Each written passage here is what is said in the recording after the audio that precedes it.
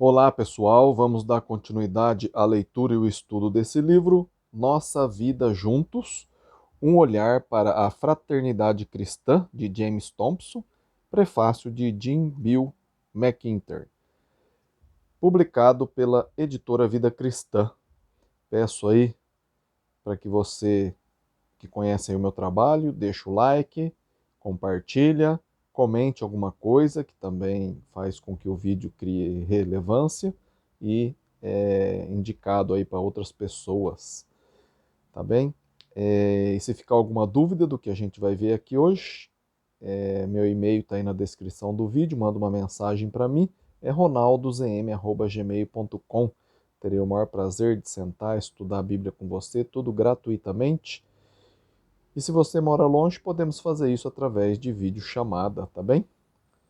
Então vamos lá, vamos ao capítulo 7, que está falando sobre morrer para viver em conjunto. 1 Coríntios 13, 5. O amor não procura os seus interesses, três pontinhos. Fecha aspas. Um refrão popular que surgiu muitos anos atrás dizia, abre aspas, faça o que tiver vontade, fecha aspas.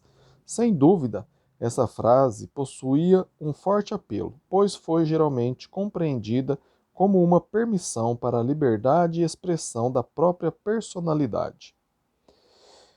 Ela nos fazia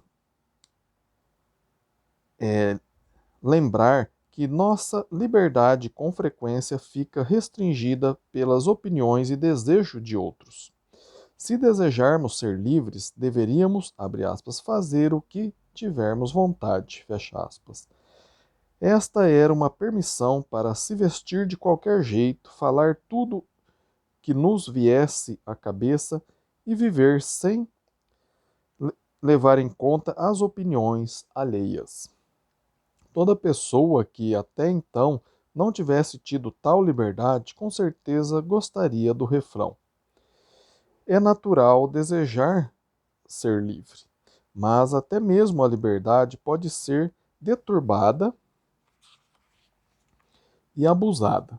Compreendemos isso nos conflitos com respeito às leis civis.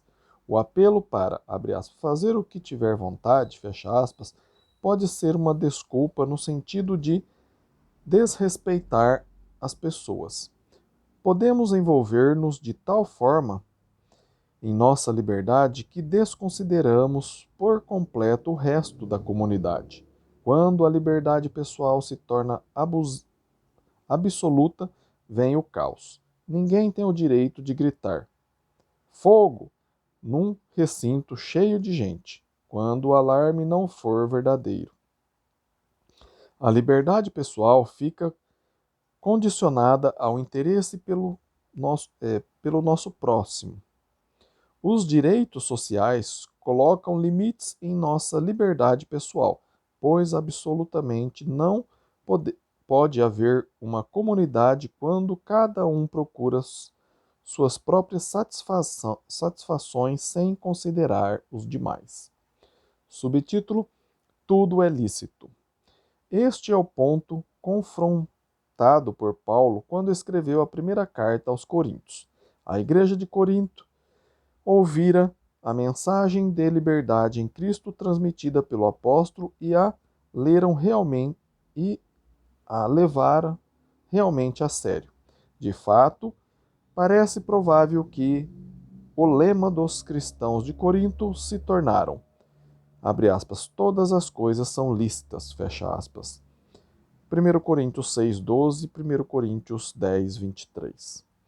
O problema parece ter sido que os coríntios não sabiam como usar a sua liberdade. A comunidade, em consequência disso, começara a desmantelar-se em todos os aspectos de sua vida como igreja. Veja lá, 1 Coríntios 1, 11 e 1 Coríntios 11, 18. A ceia do Senhor transformou-se em ocasião para ricos e pobres se separarem em grupos. Na adoração pública reinava a desordem e confusão. Veja 1 Coríntios 14, 26. Alguns membros se aproveitavam dessas reuniões públicas para exibir seus talentos ou dons. Veja capítulo 12 e o capítulo 14 inteiro. A vida comunitária ficou também prejudicada quando alguns cristãos ofenderam os irmãos comendo carne anteriormente oferecida a ídolos. 1 Coríntios 8, de 9 a 13. O irmão forte sabia que esta carne não diferia em nada das outras, mas o mais fraco, recém-convertido da idolatria, não podia apagar da mente as associações pagãs. Como, como adorador de ídolos, comer a carne num templo idólatra. A vida comunitária na igreja de Corinto estava sendo praticamente destruída devido a fatores diversos. A liberdade passara a significar, abre aspas, faça o que tiver vontade, fecha aspas. E este tipo de coisa acabara por provocar o caos.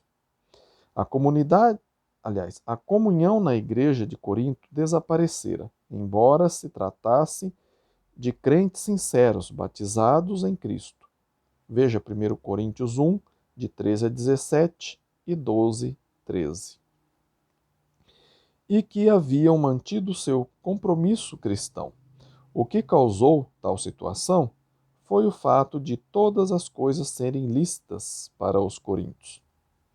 Subtítulo: Liberdade para ignorar. A liberdade se tornara o alvo final em Corinto. Veja 1 Coríntios 9:1. Os coríntios estavam certos de sua, entre aspas, autoridade. Veja 1 Coríntios 9:9. Tinham tanto orgulho de sua liberdade que alguns se consideravam livres para frequentar as prostitutas do templo. Veja 1 Coríntios 6, de 13 a 20. A igreja se orgulhava até de ser livre para permitir que um de seus membros mantivesse uma relação incestuosa. Veja 1 Coríntios 5:1. Esta liberdade destruíra a comunhão. A liberdade de viver sem restrições transformou-se em liberdade para ignorar o irmão cristão. Os coríntios jamais duvidaram que o batismo e a ceia do Senhor fossem símbolos de um novo relacionamento com Deus, mas viam os mesmos como um assunto particular entre eles e Deus. Assim sendo, era possível ignorar calmamente o irmão durante a ceia do Senhor, ou ofender a sua consciência, desde que o cristianismo era algo pessoal entre o cristão e Deus. A doutrina da liberdade dos coríntios continua sendo popular hoje. Existem ainda pessoas que aparentemente acreditam que podem ser cristãos isolados. Uma ênfase na experiência espiritual pode levar-nos a crer que a fé é um assunto privado, enquanto a ênfase na experiência pessoal pode fazer-nos ignorar a comunidade cristã. Existe na igreja um traço permanente de individualismo de Corinto, que destaca demasiado o relacionamento pessoal com Jesus Cristo, fazendo com que a vida comunitária seja ignorada. Paulo não aceita este tipo de individualismo na igreja. Viver sem restrições, como fizeram os coríntios, não é cristão. O apóstolo dedica então a maior parte da sua carta à explicação de que o cristianismo é vivido em comunidade. Ser cristão é exercer uma liberdade responsável, não sendo aquela do tipo que destrói o espírito comunitário. Subtítulo: O exercício da liberdade responsável. Os cristãos do primeiro século sentiram o entusiasmo da libertação. Coisas proibidas no passado se tornaram permissíveis. Os cristãos de Corinto tiveram liberdade para ir ao mercado onde grande parte da carne exposta à venda fora oferecida como sacrifício a um deus pagão. Abre aspas. Afinal de contas, fecha aspas, provavelmente passaram. Abre aspas. Se somos livres, por que não usar essa liberdade? Fecha aspas. Abre aspas. Nós sabemos, fecha aspas, disseram eles. Está lá em 1 Coríntios 8:1. Eles sabiam que aquela carne era igual a todas as outras, e assim estavam livres. Mas que dizer do cristão novo que não sabia disso? Teria eles qualquer responsabilidade nesse sentido? Os irmãos de Corinto professavam uma liberdade que ignorava o irmão. Esta resposta não é aceita por Paulo. Abre aspas. O saber ensoberbece, mas o amor edifica. Fecha aspas. 1 Coríntios 8:1. A liberdade não é absoluta. Somos guardiões de nosso irmão.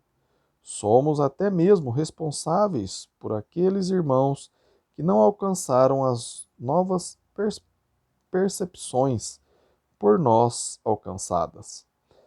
Ele diz, entretanto, abre aspas, não há esse conhecimento em todos, fecha aspas, está lá em 1 Coríntios 8:7, declarando que esta nova liberdade é boa.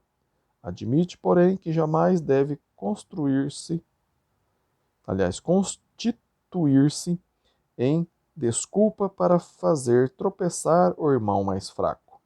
Este exercício da liberdade nunca é suficientemente importante para justificar a destruição de um irmão, abre aspas, pelo qual Cristo morreu, fecha aspas, está lá em 1 Coríntios 8:11.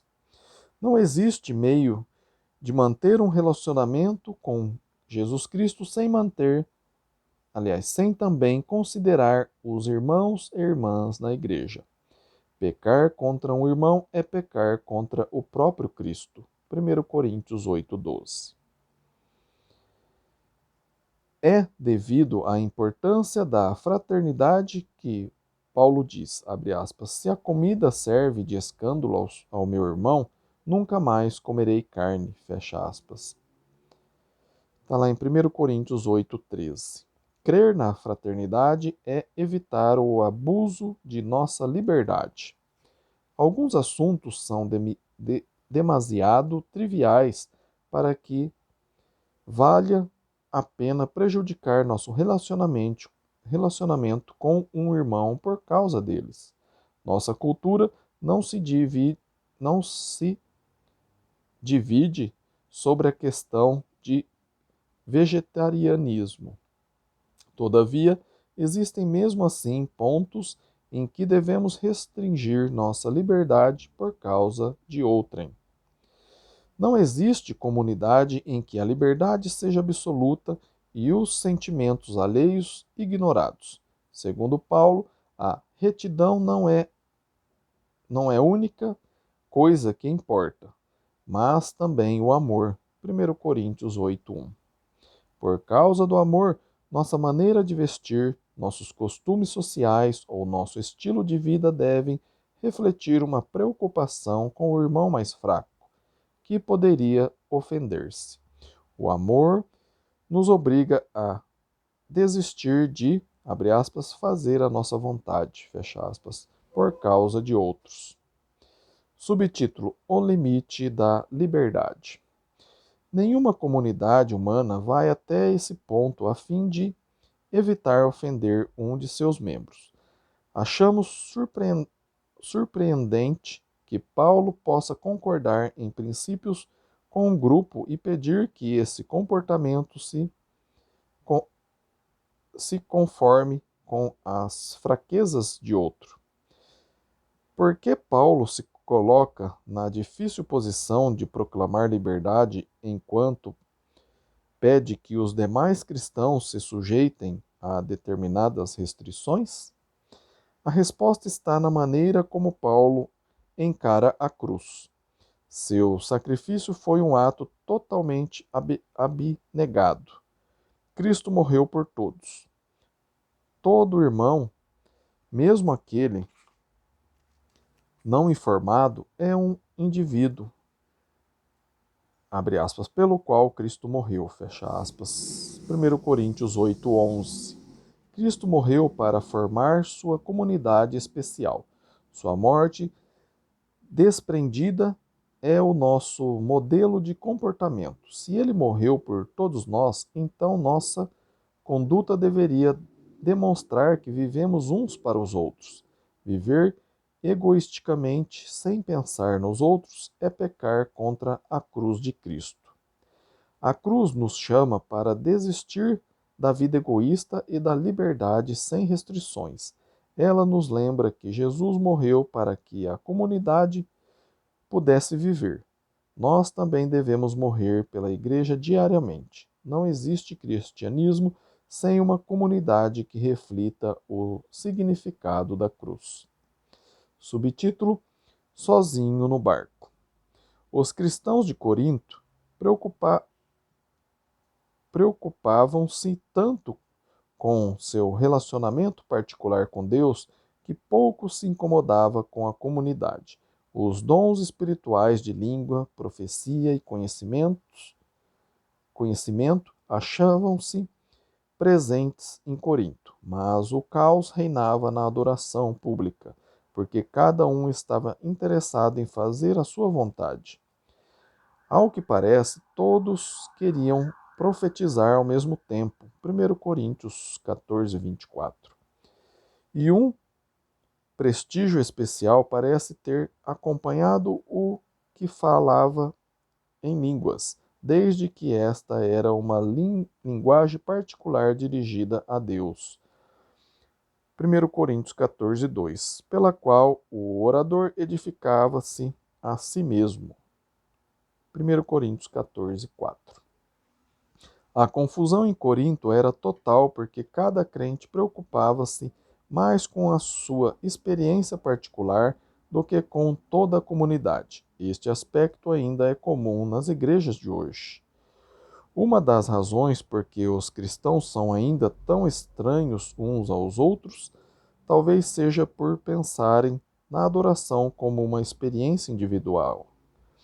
O argumento de que a pessoa pode sentir-se tão próxima ou mais próxima de Deus quando sozinha do que quando reunida com a igreja reflete o mesmo individualismo. A adoração constitui para muitos uma experiência individual em sua essência. Subtítulo: Para edificar a todos. Toda adoração pública deve ficar sujeita a um critério. 2 pontos. O princípio da edificação de toda a comunidade. Nenhuma experiência particular, inclusive o falar em línguas, tinha qualquer valor a não ser que beneficiasse a comunidade. O falar em línguas em Corinto só era adequado no caso da comunidade ser edificada através dele. Veja 1 Coríntios 14, 27 e 14, 19. Paulo não nega a validade dos dons espirituais, pois ele mesmo possui o dom de línguas. 1 Coríntios 14, 18. Este era um meio de falar com Deus no Espírito. Veja 1 Coríntios 14, 2. E de orar, 14, 13. Mas Paulo diz que, no caso da adoração ser verdadeira, ela deve ser compreendida por todos, até pelos de fora.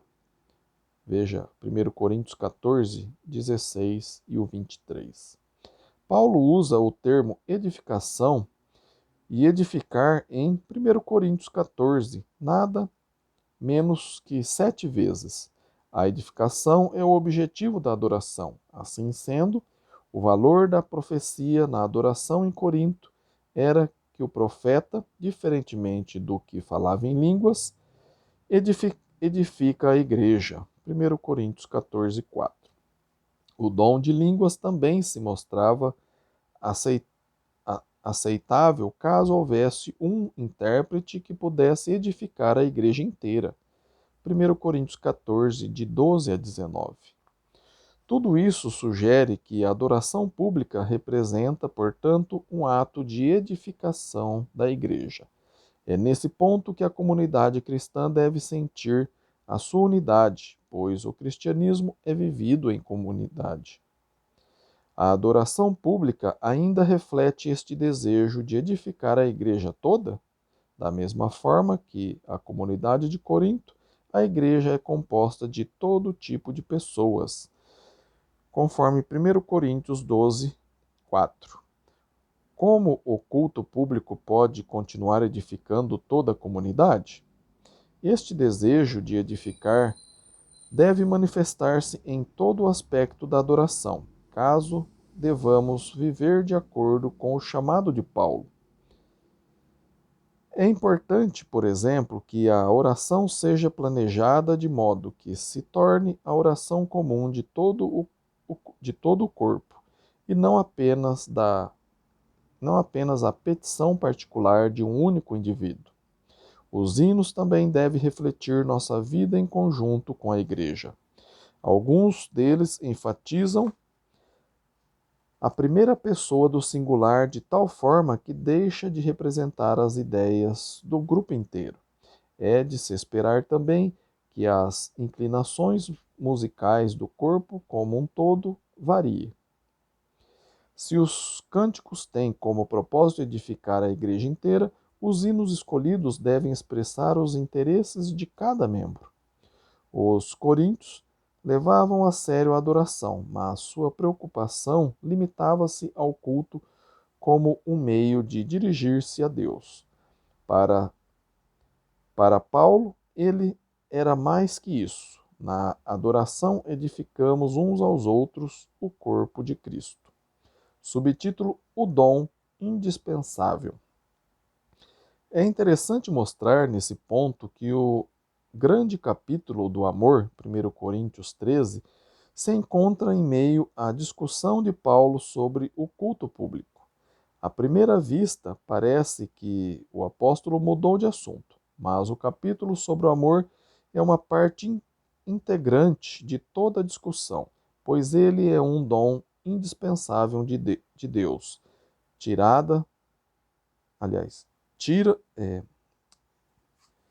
Vou ler de novo aqui. Pois ele é um dom indispensável de Deus. Aí eu pulei para a linha de baixo. A essa comunidade dividida. 1 Coríntios 14, 1. Para os que discutiram sobre a classificação dos dons específicos, o amor está entre os melhores dons. Veja, 1 Coríntios 12, 31.